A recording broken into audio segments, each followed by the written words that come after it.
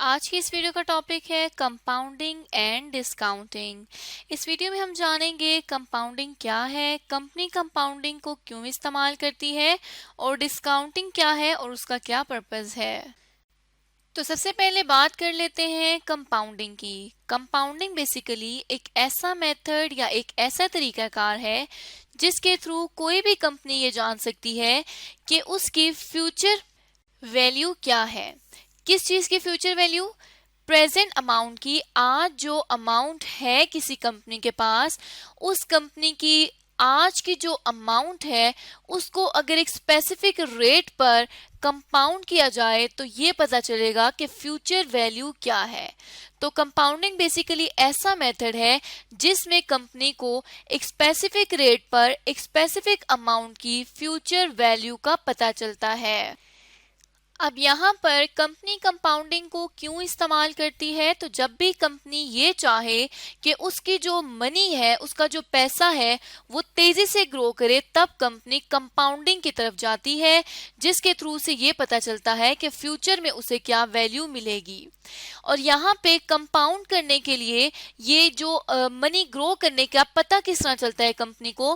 Company interest calculate करती है accumulated interest की बेसिस पर, और उस एक्युमुलेटेड इंटरेस्ट की बेसिस पर उसे पता चलता है कि वो कितने फास्टर अपने पैसे को ग्रो कर सकती है। इसको हम मजीद एक एग्जाम्पल के थ्रू समझ लेते हैं कंपाउंडिंग के कंसेप्ट को। तो लेट्स सपोज एक कंपनी है हार्ड लिमिटेड कंपनी। हम एज्यूम करते हैं कि हार्ड लिमिटेड कंपनी जो है वो प्लास्टिक बनाती है, और कंपनी जब प्लास्टिक बना रही है तो हम एज्यूम कर रहे हैं कि कंपनी ने 1,000 रुपये इन्वेस्ट कर दिए हैं प्लास्टिक में। अब यहाँ पर 1,000 रुपये अगर कंपनी ने इन्वेस्ट किए हैं प्लास्टिक बनाने में, तो हम एज्यूम करते हैं कि इस 1,00,000 के ऊपर कंपनी को जो इंटरेस्ट रेट आएगा वो आएगा 10% का। और ये जो कंपनी ने पैसे इन्वेस्ट किए हैं, हम एज्यूम करते हैं कि ये 3 सालों के लिए कंपनी ने इन्वेस्ट किए हैं। अब यहाँ पे हम देखें तो इन्वेस्टमेंट आज कंपनी ने इन्वेस्ट किए हैं 1,000 रुपीज। तो ये बेसिकली आज की वैल्यू है, ये बेसिकली प्रेजेंट वैल्यू है कि आज कंपनी की इन्वेस्टमेंट की जो वैल्यू है वो 1,000 रुपये है। अब कंपनी ये जानना चाहती है कि उसकी मनी कितनी ग्रो करेगी, तो कंपनी उसको कंपाउंडिंग के थ्रू जज करेगी कि कंपाउंडिंग के थ्रू कंपनी को पता चलेगा कि फ्यूचर में उसको इस 1,000 रुपये से कितना मुनाफा होगा 10% की बेसिस पर 3 साल के बाद। तो अगर 3 साल के बाद कंपनी देखना चाहती है कि उससे क्या मुनाफा होगा, तो वो क्या करेगी कि सबसे पहले ईयर 1 पे कैलकुलेट कर लेगी अपनी इनकम। वो किस तरह से कि 1,000 रुपीज उसने इन्वेस्ट किए हैं और इंटरेस्ट रेट जो है वो 10 रुपीज है। तो जब हम 1,000 रुपीज को मल्टीप्लाई कर देंगे 10% के साथ, तो ये आ जाएगा ₹100 का हमारे पास इंटरेस्ट, जो कि पहले साल में अर्न किया जाएगा। अब कंपाउंडिंग में क्या होगा कि नेक्स्ट ईयर में ईयर 2 में कंपनी के पास ऑलरेडी 1,000 की इन्वेस्टमेंट थी। कंपनी अब इसको कंपाउंड कर देगी, कंपनी पिछले साल की इनकम को इस पर जोड़ देगी, मतलब 1,000 में मजीद 100 रुपीज को ऐड कर देगी जो कि पिछले साल का इंटरेस्ट था, और ये बन जाएगा 1,100। अब जो कंपनी की इन्वेस्टमेंट है वो ग्रो करके 1,100 रुपीज की हो गई है। अब कंपनी जब ईयर 2 का इंटरेस्ट कैलकुलेट करेगी तो वो कंपाउंड इंटरेस्ट होगा, क्योंकि उसमें पिछले साल का इफेक्ट भी आ रहा होगा। तो कंपाउंड इंटरेस्ट अब 1,100 रुपए पर 10% लगाने से कंपनी के पास 110 रुपए का इंटरेस्ट आ जाएगा। तो अब कंपनी की जो इनकम है वो आ जाएगी, कंपनी का जो इंटरेस्ट इनकम है वो आ जाएगी 110 रुपए। इसी तरह से जब ईयर 3 पर आएंगे तो ईयर 3 में भी 1,100 सेकेंड ईयर की इनकम, सेकेंड ईयर की इन्वेस्टमेंट थी ग्रो करके, उसमें 110 रुपीज सेकेंड ईयर का इंटरेस्ट ऐड किया, तो अब थर्ड ईयर में वैल्यू आ रही है 1,210 रुपए। इसके ऊपर 10% मजीद अप्लाई करेंगे तो ये आ जाएगा 121 रुपीज का इंटरेस्ट।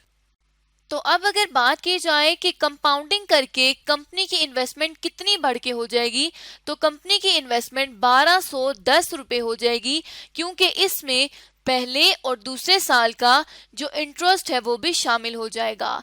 तो ईयर 3 के स्टार्ट पर कंपनी की जो इन्वेस्टमेंट की वैल्यू होगी वो हो जाएगी 1210 रुपए। तो तीसरे साल में कंपनी की इन्वेस्टमेंट की वैल्यू कंपाउंडिंग के थ्रू हमें पता चलेगी कि इतनी हो जाएगी। तो हमें पता चला कि कितनी इन्वेस्टमेंट उसकी ग्रो करेगी कंपाउंडिंग के थ्रू। अब इस कंपाउंडिंग का बेसिक जो कंसेप्ट है वो है क्या, कि जो एसेट की अर्निंग होगी उसको री इन्वेस्ट कर दिया जाता है बिजनेस में ताकि कंपनी ज्यादा मुनाफा कमा सके। यहाँ पर किस तरह से री इन्वेस्ट किया जाता है कि यहाँ हम देखें तो जो इन्वेस्टमेंट होती है कंपनी की वो उसका एसेट होता है। ये 1000 रुपीज की इन्वेस्टमेंट थी, 1000 रुपीज का एसेट था। इससे आने वाला जो हमारे पास इनकम है वो भी हमारे पास, हम उसे करंट एसेट कंसीडर करेंगे। तो नेक्स्ट ईयर हमने एसेट को री इन्वेस्ट कर दिया है। ये जो इनकम आई है हमारे पास उसको हमने एसेट में ऐड किया और उसे दोबारा से इन्वेस्ट कर दिया और अगले साल देखा तो हमें मजीद और प्रॉफिट आ गया। तो इस तरह से अपनी मनी को कंपनी ज्यादा ग्रो करने के लिए कंपाउंडिंग का इस्तेमाल करती है। अब इस कंपाउंडिंग को हम इस फॉर्मूले के थ्रू भी कैलकुलेट कर सकते हैं, लेकिन हमने एक बात याद रखनी है कि ये फॉर्मूला हमें ईयर 3 के एंड की इन्वेस्टमेंट बताएगा, जबकि इस तरह से हम स्टार्ट की इन्वेस्टमेंट भी कैलकुलेट कर सकते हैं। तो अब अगर ईयर 3 के एंड की इन्वेस्ट, क्योंकि ये स्टार्ट पर थी, तो अगर एंड की इन्वेस्टमेंट के बारे में जाना जाए तो उसमें हम क्या करेंगे कि 1210 रुपीज में 121 रुपीज को मजीद ऐड कर देंगे। तो ईयर 3 के एंड में 1331 रुपीज की इन्वेस्टमेंट ग्रो हो जाएगी कंपाउंडिंग के थ्रू। अब यहाँ पर अगर हम आए तो इस फार्मूले के थ्रू हम इस तरह से कैलकुलेट कर सकते हैं कि future value is equals to 1 plus R को हम रेट ऑफ इंटरेस्ट कहेंगे जो कि 0.10 है और ईयर हमारे पास 3 है।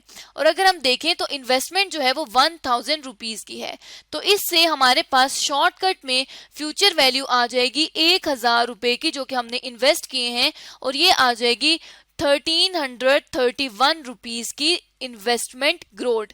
अब ये जो इन्वेस्टमेंट है ये ईयर 3 के एंड पर ग्रो की हुई इन्वेस्टमेंट है। तो ये हमने कंपाउंडिंग का शॉर्टकट भी देख लिया और कंपाउंडिंग को स्टेप बाय स्टेप भी समझ लिया। अब अगर इसी तरह से डिस्काउंटिंग की बात की जाए तो डिस्काउंटिंग एक ऐसा मेथड है या एक ऐसा तरीकाकार है जिसके थ्रू कंपनी ये डिटरमिन कर सकती है कि कंपनी को जो पैसा फ्यूचर में आना है, जो फ्यूचर से आने वाले कैश फ्लोज हैं, उनकी आज क्या वैल्यू है।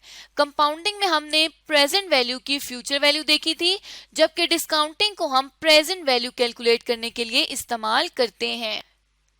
तो अब डिस्काउंटिंग को कोई भी कंपनी क्यों यूज करती है, ताकि कंपनी अपने फ्यूचर से आने वाली कैश फ्लो की आज मौजूदा हालत में उसकी वैल्यू देख सके कि उसकी क्या वैल्यू होगी।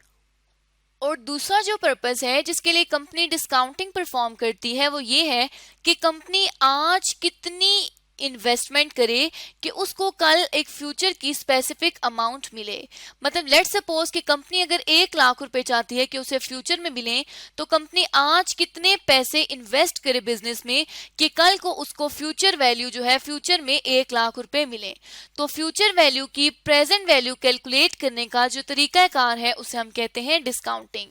यहाँ पर भी डिस्काउंटिंग को अगर हम एक एग्जाम्पल के थ्रू समझें तो लेट्स सपोज एक कंपनी है सॉफ्ट लिमिटेड कंपनी। हम एज्यूम करते हैं कि जो सॉफ्ट लिमिटेड कंपनी है वो हमारे पास बुक्स मैन्युफैक्चर करती है। अब ये जो बुक्स मैन्युफैक्चर करेगी, हम एज्यूम करते हैं कि कंपनी इन बुक्स को मैन्युफैक्चर करके फ्यूचर में 5 लाख रुपए अर्न करना चाहती है। अब कंपनी 5 लाख रुपए अर्न करना चाहती है और कंपनी का जो डिस्काउंट रेट है वो हम एज्यूम करते हैं कि 5% है, और कंपनी का जो पीरियड ऑफ इन्वेस्टमेंट है, जिस टाइम के लिए कंपनी इन्वेस्टमेंट करना चाहती है, वो है 3 इयर्स। अब हमें ये भी पता चल गया कि कंपनी कितने पैसे चाहती है कि वो फ्यूचर में हासिल करे, कितनी वो गेट अमाउंट करना चाहती है। हमें टाइम पीरियड भी मालूम हो गया और हमें डिस्काउंट रेट का भी पता है।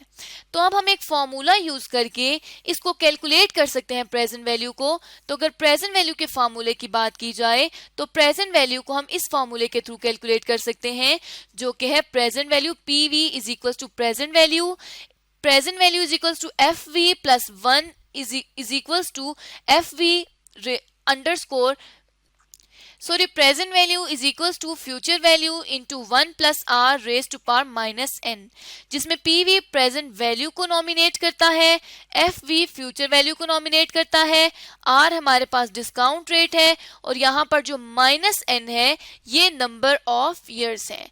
अगर हम कंपाउंडिंग में देखें तो उसमें हमने फ्यूचर वैल्यू कैलकुलेट करनी थी, n के साथ माइनस नहीं था, लेकिन यहाँ पे प्रेजेंट वैल्यू के फॉर्मूले में हमने n के साथ माइनस लगा दिया है। अब अगर हम देखें तो प्रेजेंट वैल्यू हमने कैलकुलेट करनी है, फ्यूचर वैल्यू का हमें पता है कि 5 लाख रुपए फ्यूचर वैल्यू में हम कमाना चाहते हैं।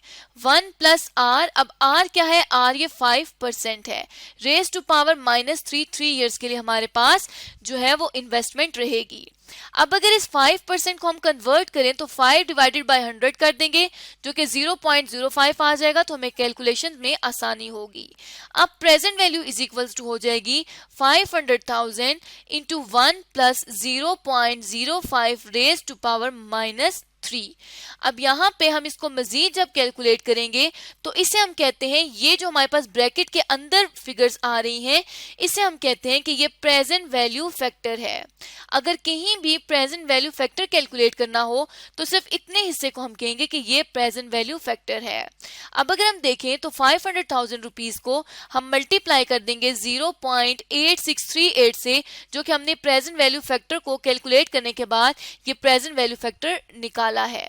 अब हमने प्रेजेंट वैल्यू फैक्टर की जो फिगर आई है उसके साथ 500,000 को मल्टीप्लाई करना है, तो ये 4,31,919 रुपीज की प्रेजेंट वैल्यू आ जाएगी। अब ये जो प्रेजेंट वैल्यू है इसका क्या मतलब हुआ कि कंपनी अगर 5 लाख रुपए फ्यूचर में कमाना चाहती है तो आज कंपनी को इतनी इन्वेस्टमेंट करनी होगी। मतलब अगर इन्वेस्टमेंट 4,31,909 रुपीज की होगी तो उसके बदले में कंपनी फ्यूचर में 5 लाख रुपए कमाएगी। तो बेसिकली डिस्काउंटिंग से हमें ये पता चलता है कि फ्यूचर से आने वाले कैश फ्लोज की प्रेजेंट वैल्यू क्या है, या कंपनी कितने पैसे आज इन्वेस्ट करे तो कल को उसको एक स्पेसिफिक अमाउंट ऑफ मनी मिलेगी। तो इस तरह से आज की इस वीडियो में हमने जान लिया कि डिस्काउंटिंग के थ्रू कंपनी प्रेजेंट वैल्यू को कैलकुलेट करती है, जबकि कंपाउंडिंग के थ्रू कंपनी ये देखती है कि कंपनी की फ्यूचर वैल्यू कितनी होगी, मतलब आज जो इन्वेस्टमेंट की है वो ग्रो करके कितनी हो जाएगी, कंपाउंडिंग से ये पता चलता है।